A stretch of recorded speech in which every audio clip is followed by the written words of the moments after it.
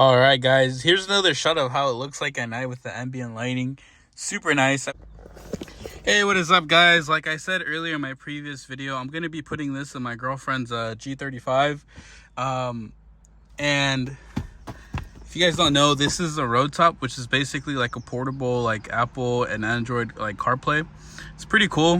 Check out my other video if you guys haven't seen it. I go through it a little bit. So this is a 2005 one. It's the updated model interior. On the other ones, there's some videos where on the older style G35, there's a clock right here that goes here and people mount it there. And I was gonna do it for this one, but you guys can see the clock isn't here, it's up at the top. So my thing is I want to put it here, right here, and then maybe feed the holes, the wires through this hole right here.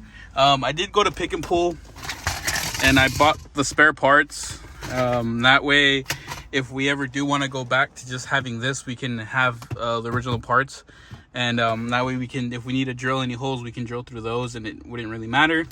And as far as this go, I don't feel like too much important stuff goes in here. I mean, only thing that displays here is like your, like which way you're heading. And then this one and this one just puts like when you put the heater on. And I don't think it's too necessary. And then this clock doesn't even work, so it doesn't really matter. Anyways, when you use it, I mean, you can tell by here because the lights, like they'll light up and stuff.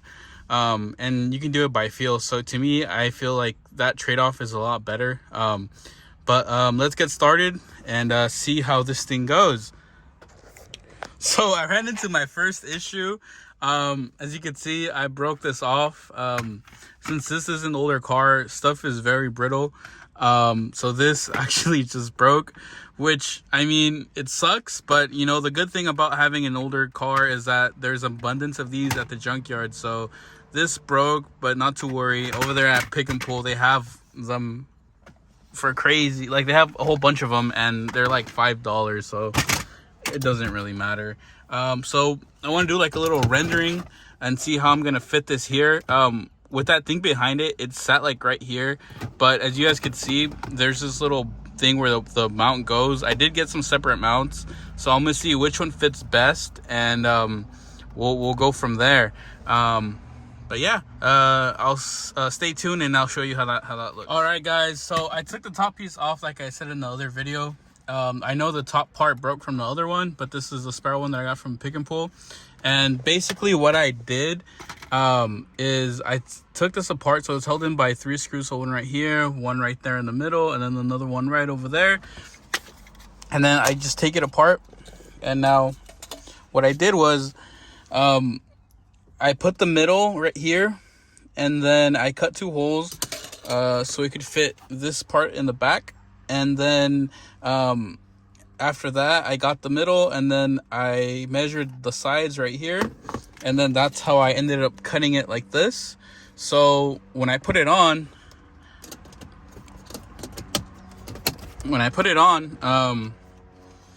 it's gonna stay like this, like right there in the center.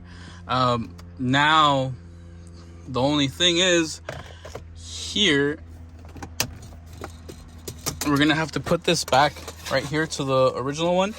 And then after I put this back, I am going to make a template, not a template, but yeah. So after I put it back, now I have the basically like a pretty good indicator of like where to cut. So I'm going to cut all of this and all that and all right there. We might lose that screw in the middle. Well, we're gonna have to lose the screw in the middle, which is fine because it'll still be held in.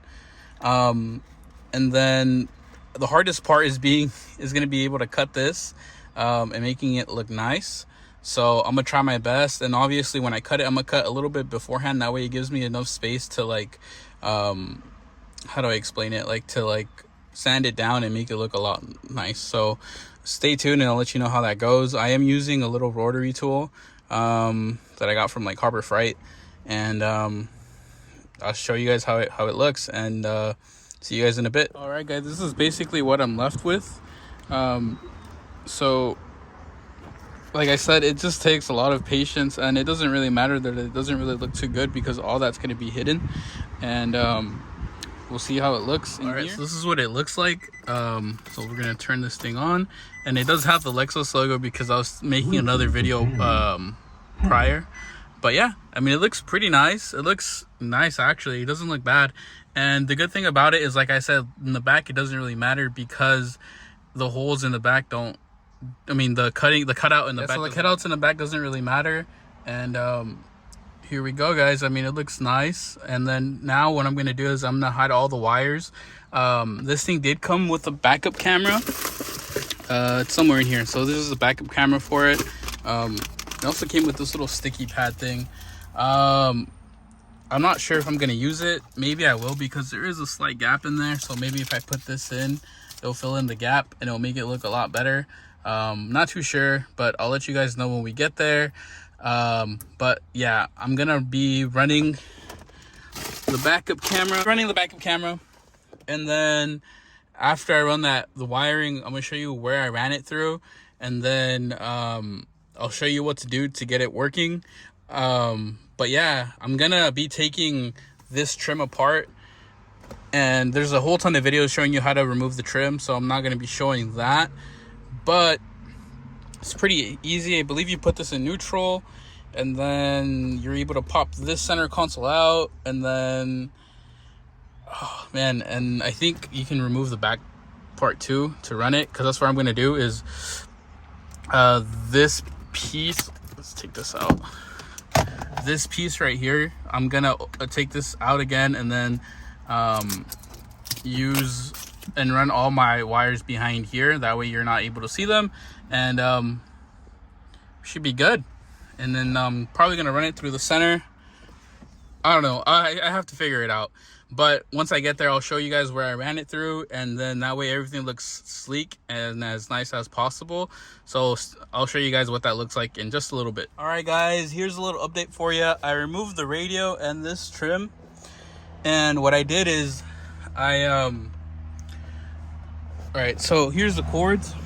I ran them through the back, and then I took the bottom cover off, and then that way it gives me enough room to feed it through this side right here.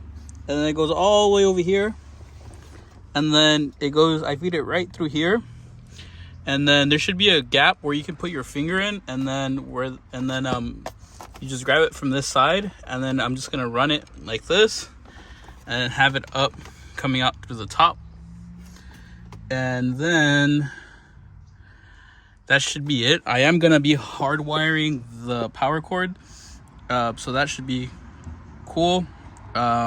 And then this is for the backup camera, so I am going to be running it all through here and here, and then probably all the way to the back, and then eventually we're going to put it on the trunk. So I'll let you know how that goes. All right, so this is where I'm at. I ran it from all the way down there to here, popped this off, I ran it right through here, and then I ran it through here, kept running it, and then here there should be a little hole. I'll show you from the other side. And here's my wire, and there's that hole right down there where it's coming from, right there. And I ran it, and then it's right here. It's a little short, but if you take the black piece off, you have space to see this, and then over here on the left side there's a little grommet you can take out. And to make things easier to fish it through the other side, I got like this old phone charger, and I just dropped it down, and with a little piece of tape I have that to pick this thing up, so that way when I pull on it back, we should get it from this side like we did right here. And then now we can connect it through here, and then after we connect this to this one, you're gonna tap this into your reverse light, so whichever one powers on your reverse, so that way when you put it in reverse, it will override everything, and then you have reverse on the screen. So I'm gonna connect this, and then I'll show you where I tap it and everything. All right, guys, so I finally managed to get it in. I ended up soldering it in here, and the cable that it connects to, it's the red and blue wire that connects to the back of the taillights in here.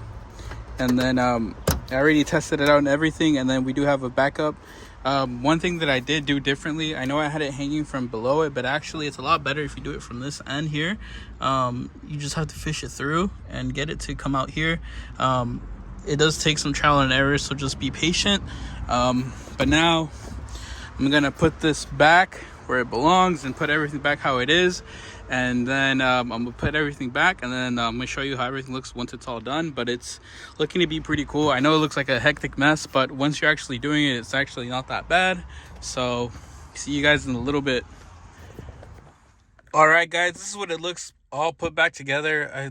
Don't mind that mess. I ended up putting some ambient lighting, so that's what it looks like with the ambient lighting. But look, I switched it back to the infinity logo. So once this thing boots up, well, it just takes a second, but then reverse, we got reverse working. So all in all, it's pretty solid. So I just want to ride around and then give my final thoughts on it. But yeah, guys. All right, guys, here's another shot of how it looks like at night with the ambient lighting. Super nice. I wish I would have made a video showing how I installed it, but it was a pain. And honestly, I was over it. I just wanted to get it installed, but they each work independently. Like, they have like these modules, and I don't know how, but they communicate with each other. It was a pain, but it's well worth it. As you can see, it looks super nice. You can't even tell that the strips are there when they're off. But anyways, back to this thing. So my final thoughts on this is that it's really good. And if you need something with CarPlay, it works smoothly. It's perfect. And honestly, I would recommend this. The only downsides that I don't like to it, there's only two downsides. And one of them isn't really much of a downside. But the first one is that when it boots up, it takes a long time for it to boot up. It takes like maybe like 20 seconds to boot up, maybe a little bit less. But it just feels like a long time. But it's okay, because you know, when you start your car, you want to warm it up sometimes, so that's fine. And then, like I was saying earlier, this car does not come with Bluetooth or an aux. This thing does allow for an FM transmitter, but to be 100% honest with you guys, it sucks. Like, you hear it staticky and stuff. So the cool thing though is that my girlfriend, before she had this, she used this little thing right here, which is an FM transmitter. So the cool thing about this is that you can hook up to Bluetooth, and when you hook it up to Bluetooth, it will talk to this thing, and then your phone would talk to this. And so that's what I've been doing. So this is a lifesaver. So this thing is a lot better of an FM transmitter than this is. I'll also leave this link down below. Super good device. And then, but other than that, like, I really do recommend this. The CarPlay is super smooth, and when you start up the car, it automatically connects to CarPlay and everything. So that's what I like about this, and everything is super nice. Now, one more downside to this is that the mic on here, it has a built-in mic, and it's not the greatest, to be 100% with you guys. But other than that, my three main things is, it takes a while for it to boot up, but let me show you guys. Watch. Let me turn it off, and then this is how long it takes for it to boot up. So this is what I mean, where it takes a little bit, which is okay. I wish it would boot up a little bit quicker, but there we go. And then from there it'll automatically connect to CarPlay. The reason why it's not connecting to CarPlay right now is because I'm using my phone to record, but I highly recommend this. And then I mean, if you have an aux, you can connect it with an aux, or if you have Bluetooth, you can connect it with Bluetooth, so that shouldn't matter. I know one thing that I forgot to mention before was how to change it. So if you go all the way to the end, you go to setup, and then you're going to go to factory, and then you're going to put 2018. For the older models, it's 000, but this is a newer one, so it's 2018. And then from there, you can switch it to a different boot logo. So since this is Infinity, we leave it at Infinity. But other than that, the system is awesome, and I 100% recommend this. And it looks good. So If you guys are interested in this, I'll leave a link for that in the description. If you guys are interested in the LED lights, the ambient lighting, I'll leave that in the description too. And then I'll also leave this in the description as well. And yeah, guys, I mean, I highly recommend this. And I hope you guys enjoyed this video. If you have any questions, don't be afraid to comment down below, and I'll try to answer them to the best that I can. And until next time, guys, stay safe out there, and see you guys in the next video.